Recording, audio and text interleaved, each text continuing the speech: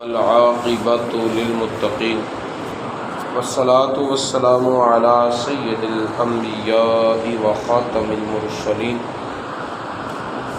وعلی آلہ واصحابہ اجمعین، اما بعد۔ بخاری شریف جلد نمبر 1 صفحہ نمبر 304، کتاب الاجارہ کا باب ما جاء فی کسب البغی والایماء۔ امام بخاری علیہ الرحمہ نے باب باندھا ہے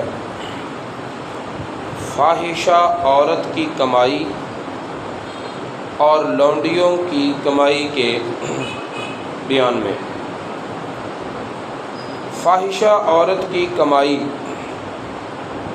ناجائز ہے، حرام ہے، اور اس پر تمام امت کا اتفاق ہے۔ کارہ ابراہیم اجر النائحۃ والمغنیۃ۔ فاحشہ عورت کی کمائی کا حکم بیان کرنے کے ساتھ امام بخاری نے 2 قسم کی عورتوں کو ساتھ شامل کیا ہے: رونے والی، بین کرنے والی عورت، والمغنیہ، اور گانے والی عورت۔ عرب لوگ اپنی فوتگیوں پر کچھ عورتوں کو کرائے پر لیتے تھے کہ وہ آئیں اور ہمارے گھر میں بیٹھ کر روئیں، بیان کریں، نوحہ کریں، مرنے والے کے اوصاف کو ذکر کر کر کے خود بھی روئیں اور دوسروں کو بھی رلائیں۔ تو اس عورت کو نائحہ کہتے، نوحہ کرنے والی عورت۔ کرائے پر رونا، نوحہ کرنا، یہ بھی ناجائز ہے، اور یہ کرایہ بھی ناجائز ہے، اور یہ کمائی بھی حرام ہے۔ نوحہ کرنا ہی ناجائز ہے۔ اگر کوئی غم پہنچے، کوئی تکلیف پہنچے، تو شریعت نے اس پر صبر کرنے کا حکم دیا ہے، اور نوحہ بے صبری کی غمازی کرتا ہے۔ اپنا چہرہ پیٹنا، کپڑے پھاڑنا، نوچنا، بال کھینچنا، یہ سارے کام حرام ہیں۔ ہاں،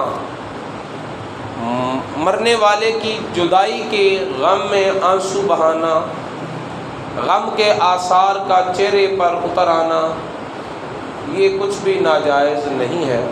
نبی پاک صلی اللہ علیہ وسلم کا پیارا بیٹا حضرت ابراہیم رضی اللہ تعالی عنہ ابھی تقریباً 2 سال کے قریب عمر تھی جب وصال فرما گئے، تو نبی پاک صلی اللہ علیہ وسلم نے اپنے ہاتھوں پر انہیں اٹھایا ہوا تھا، اور اپنی آنکھیں جو ہیں وہ آنسو بہا رہی تھی۔ صحابہ کرام ہمراہ تھے، آپ کے رونے سے وہ بھی رونے لگے۔ ایک صحابی نے عرض کی، یا رسول اللہ، آپ بھی رو رہے ہیں؟ تو نبی پاک صلی اللہ علیہ وسلم نے فرمایا کہ یہ رونا اس رحمت کی علامت ہے جو اللہ نے اپنے بندوں کے دلوں میں رکھی ہوئی۔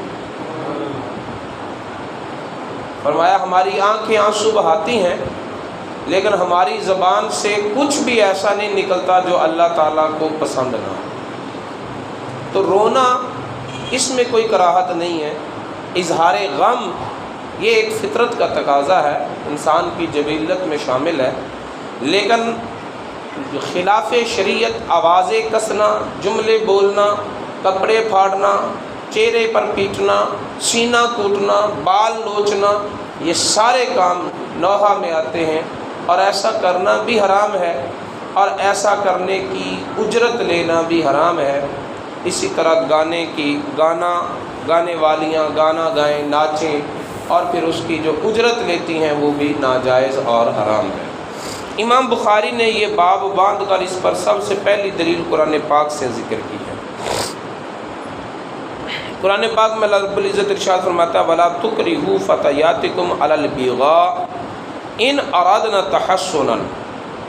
تم اپنی لونڈیوں کو بے حیائی کا کام کرنے پر مجبور نہ کرو۔ آگے ان اردنا تحسنن کا کچھ علماء نے ترجمہ یہ کیا ہے اگر وہ پاک دامن رہنا چاہیں، اور پھر اس پر یہ اعتراض بھی اٹھ جاتا ہے کہ اس کا مطلب یہ ہوا کہ اگر لونڈیاں خود پاک دامن نہ رہنا چاہیں تو پھر ان سے زنا کروا لینا چاہیے اور اس کی قیمت کھا لینی چاہیے۔ تو اس اعتراض سے بچنے کے لیے ان علماء کا موقف اختیار کرنا بہتر ہے جنہوں نے کہا کہ یہاں ان شرطیہ ہے نہیں، بلکہ یہ ان مخفف عن المقدر ہے، شرطیہ نہیں ہے۔ اور اس کا معنی یہ ہے کہ اپنی لونڈیوں کو بے حیائی کے کام پر مجبور نہ کرو، اس لیے کہ وہ تو پاک دامن رہنا چاہتی ہیں، تم دنیا کا ارادہ رکھتے ہو۔ اگر والا ترجمہ ہی نہیں ہے، یہ ترجمہ ہے اس لیے کہ وہ پاک دامن رہنا چاہتی ہیں، لیکن چونکہ تمہارے ماتحت ہیں تو تم مجبور کرتے ہو، تو اس طرح کے فحاشی کے کام ان سے نہ کرواؤ۔ عرب لوگ اپنی لونڈیوں سے ایسے کام لیتے تھے، اس لیے یہ آیت کریمہ نازل ہوئی۔ تو اس آیت کریمہ کا نزول جو ہے اور اسلوب کلام جو ہے وہ اس دور کے اعتبار سے ہے، اور اس سے جو حاصل ہونے والا مسئلہ ہے وہ تا قیامت ہے کہ نہ تو زنا کرنا جائز ہے اور نہ ہی زنا کی کمائی جائز ہے، دونوں کام حرام ہیں۔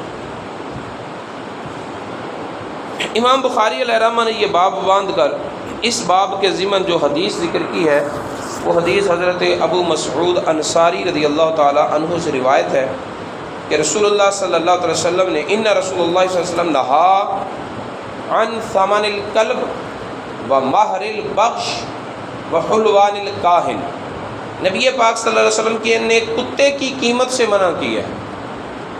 کتے کی تجارت کرنا، بیچنا، خریدنا، رکھنا حرام ہے۔ کتا رکھنے کی صرف مخصوص صورت ہے ایک، کہ بندہ شہر میں نہ رہ رہا ہو، آبادی میں نہ رہ رہا ہو، بلکہ باہر زمینوں پر، ڈیرے پر، جنگل میں رہ رہا ہو، اور وہاں اپنے گھر کی رکھوالی کے لیے یا چرنے والے جانوروں کی نگہبانی کے لیے کتا رکھنا جائز ہے۔ اسی طرح جو جنگل میں شکاری لوگ ہوتے ہیں تو شکار کے لیے کتا رکھنا جائز ہے۔ ان صورتوں کے علاوہ شوقیہ پالنا، پھر کتوں کو لڑانا، اس نظریے کے لیے جو کتے رکھے جاتے ہیں اور شوقیہ رکھے جاتے ہیں یہ سارے ناجائز ہیں۔ جس گھر میں کتا ہو اس گھر میں رحمت کا فرشتہ داخل نہیں ہوتا۔ تو کتا رکھنا، پالنا، کتے کو بیچنا، اس کی قیمت، یہ سب حرام ہے۔ ومہر البغش، اور سرکشی کرنے والی عورت، فحاشی پھیلانے والی عورت، زنا کرنے والی عورت، اس کی جو کمائی ہے وہ بھی حرام ہے، اس سے بھی نبی پاک صلی اللہ علیہ وسلم نے منع فرمایا ہے۔ اور تیسری چیز جس سے منع فرمایا وہ ہے کاہن کی اجرت۔ کہانت کرنے والے لوگ جو تخمینے اور اندازے لگا کر یا ستاروں کی چال دیکھ کر جو ان کا دعویٰ ہوتا ہے، آنے والے وقت کی پیشین گوئیاں کرتے ہیں، تیرے ساتھ یہ ہونے والا ہے تو یہ کام کر، یہ نہ کر، ادھر سفر کر، یہ ادھر نہ کر، یہ سارے کام کرنا، کروانا، ان کی اجرت دینا، یہ سارے حرام ہیں۔ اور پھر اس طرح کے لوگوں کی باتوں پر یقین کرنا کفر ہے۔ اسی طرح جو کالا جادو کرنے والے لوگ اور ان کے پاس جانے والے لوگ اور ان سے اپنے کام نکلوانے والے لوگ، وہ بھی اس بات کو ذہن میں رکھیں کہ وہ بھی کاہن کی اجرت کے ضمن میں ہی آتے ہیں۔ ایسے لوگوں کے سے تعویذ کروانا یا کسی کے خلاف عمل کروانا اور اس کے قیمت دینا، یہ سب کچھ حرام ہے۔ دوسری حدیث حضرت ابو ہریرہ رضی اللہ تعالیٰ عنہ سے مروی ہے، فرماتے ہیں نہى النبی صلی اللہ علیہ وسلم عن کسب الاماء، نبی پاک صلی اللہ علیہ وسلم نے لونڈیوں کی کمائی سے منع کیا ہے۔ یہاں لونڈیوں کی کمائی یہ بطور محاورہ ہے کہ لونڈیوں کی وہ کمائی جو ناجائز طریقے سے ہو وہ حرام ہے، ورنہ اگر وہ دستکاری کا کام کرتی ہیں، کپڑے سیتی ہیں، یا اسی طرح اور جو عورتیں کام کر سکتی ہیں وہ کام کرتی ہیں، تو اس طرح ان کی کمائی جو ہے وہ حرام نہیں ہے۔ اسی طرح وہ خواتین جو ملازمت پیشہ ہیں بشرطے کہ حجاب کی، پردے کی پابندی کریں اور شرعی اصولوں اور شرعی ضابطوں میں رہیں، تجارت کرے یا اور کوئی کام کرے تو مطلقاً عورت کی کمائی منع نہیں ہے، لیکن عورت کی وہ کمائی جو فحاشی پھیلائے اور ناجائز طریقوں پر مبنی ہو وہ کمائی حرام ہے۔